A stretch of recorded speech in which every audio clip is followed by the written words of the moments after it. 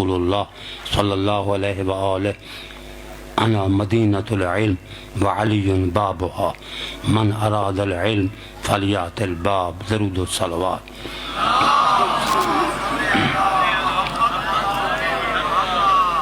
اللہ تعالیٰ محمد و آل محمد علیہ السلام جو مقربین خدا ہیں ان کے صدقے تمام مدارس، مساجد، امام بارگاہ، مراکز دینیہ اور اس ادارے کو پہلے سے زیادہ علوم آل محمد کی نشر و اشاعت، نوجوانوں کی تعلیم و تربیت، مذہب حق کی حقانیت کی تبلیغ و ترویج میں کامیابیاں عطا فرمائے، اسلام اور مسلمین کو ترقیاں عطا فرمائے، ان کے دشمنوں کو نیست و نابود فرمائے، فلسطینی مظلوم، لبنانی مظلوم، یمنی، ایرانی، عراقی اور پاکستانی مظلومین، پارا چنار کے، غزہ کے مظلوم غداران اہل بیت کی حفاظت فرمائے، ان کے شہداء کے درجات بلند فرمائے، ان کے قاتلوں کو اللہ آخرت کے عذاب سے پہلے دنیا کے بدترین عذاب میں مبتلا فرمائے، تمام مسلمانوں میں، ملت میں، آل محمد کے حبداروں میں مذہبی غیرت عطا فرمائے، مذہبی بیداری عطا فرمائے، محبت اہل بیت کے صدقے آپس میں محبتیں پیدا فرمائے،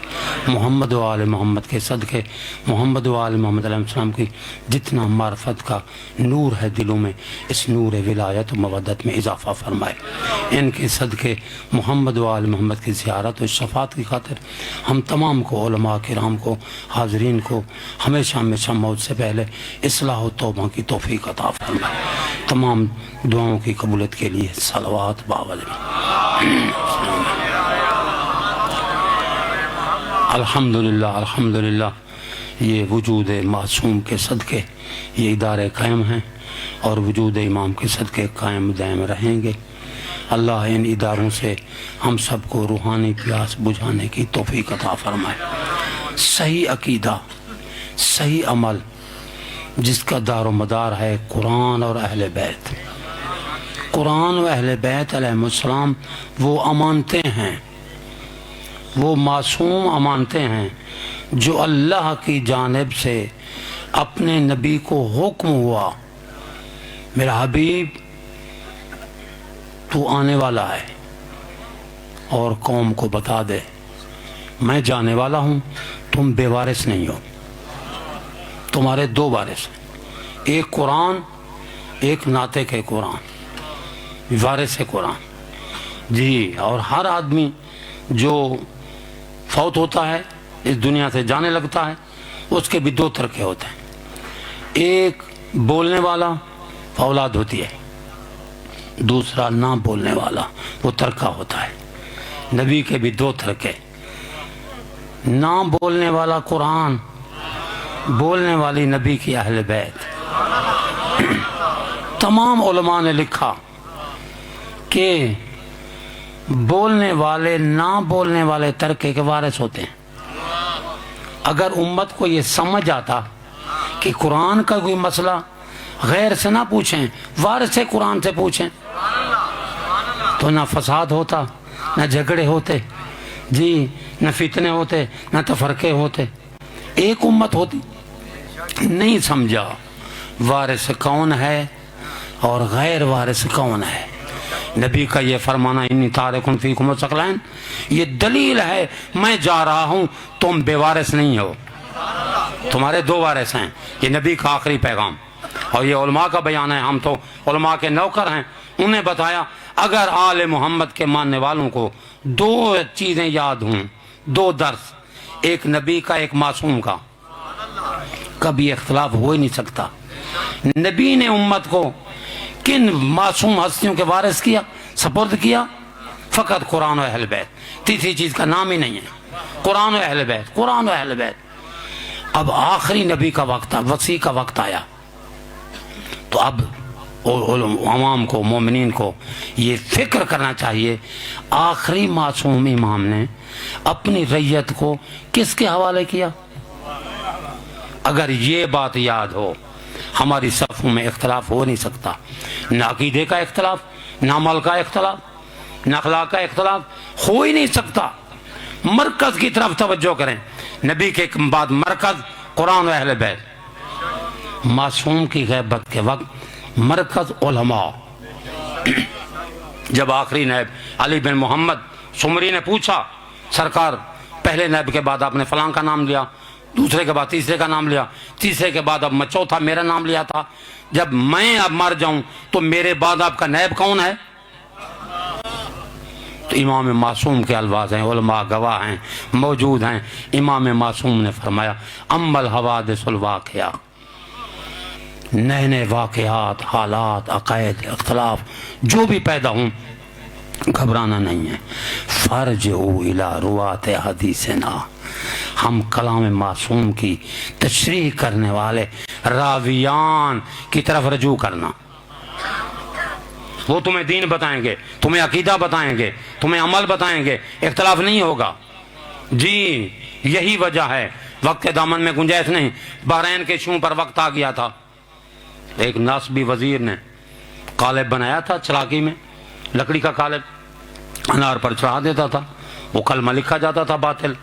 तो उसने वो अनार सामने रखा बादशाह के मेज पर, देखो ये हक ना होते तो इनके नाम अनार पर क्यों लिखे जाते। तो अब वो जब ये अनार सामने आया तो उसने कहा बुलाओ इनको, ये सारे इस मज़हब को कबूल करें। तो बताओ वो उलमा के पास गए या नहीं? सब बहरैन के शिया, अल्लाह बहरैन के शियों को जालिमीन के जुल्म से महफूज फरमाए। अल्लाह अकबर, अल्लाह अकबर। अल्लाह ताला यमनी मुसलमानों को और गज़ा के मुसलमानों को, लबनानी मुसलमानों को, ईरान और इराक के, पाकिस्तान के मजलूम शियों को, पाराचनार के शियों को जालिमीन के जुल्म से नजात अता फरमाए। हमेशा दुआ मांगनी चाहिए नमाज के बाद। अल्लाह अकबर। तो वो उलमा, वो मोमिनीन इकट्ठे होकर गए थे उलमा की खिदमत में। इसलिए मासूम फरमाते हैं, नेमल उमरा, सबसे अच्छे हैं वो उमरा जो दीन पूछने के लिए उलमा के दरवाजे खटखटाते। सबसे बेहतर हैं वो, खुद आलिम नहीं बन जाते, अल्लाह अकबर, उलमा के दरवाजे खटखटाते हैं। हमें क्या पता ये अकीदे की जो है दलील कुरान और हदीस है। हमने तो कुरान को सही पढ़ा नहीं है, हम जानते भी नहीं है, और हदीस भी अरबी में है, हम नहीं जानते। तो उलमा से पूछें इस अकीदे की दलील कुरान से क्या है।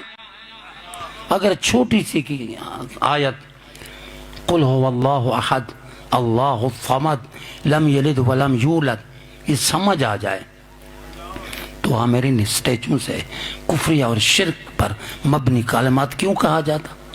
मौला अमीर अलैहिस्सलाम वो वाहिद वली मुतलक हैं जिनके बाबा मोहसिन मुरब्बी रिसालत इमरान अबू तालिब, जिनके बेटे मासूम जन्नती जवानों के सरदार, बेटे भी हैं बाप भी है, ये लम यलिद वलम यूलद तो ना हुए।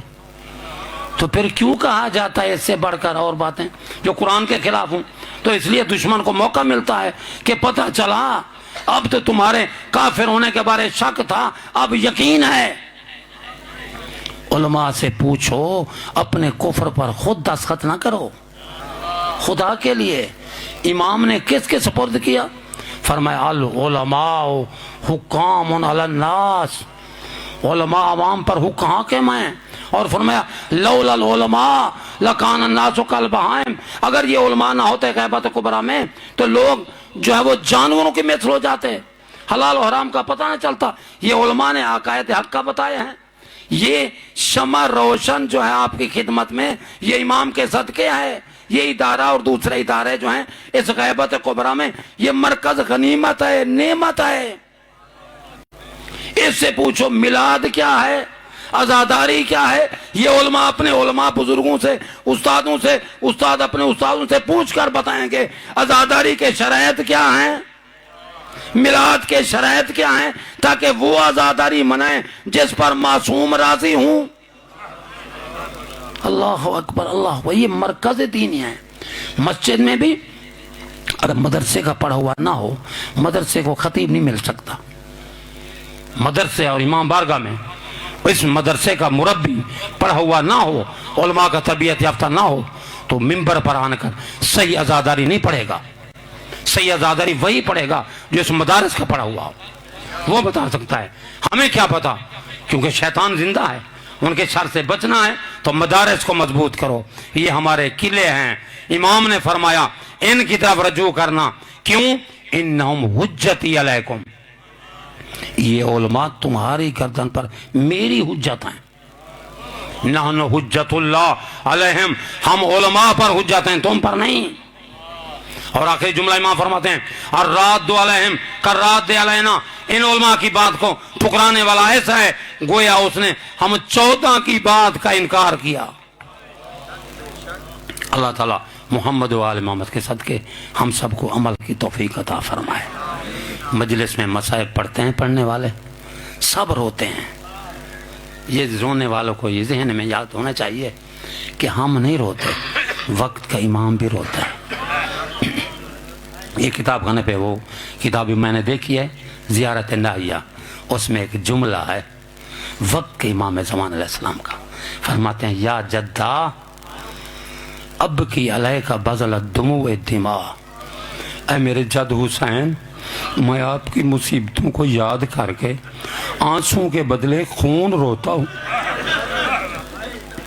علماء بیان کرتے ہیں کسی نے پوچھا کاش میری زیارت ہوتی یا میری رہنمائی فرماتے امام تو میں پوچھتا کہ مولا کس مصیبت پر آپ خون روتے ہیں. آخر وہ کامیاب ہوا.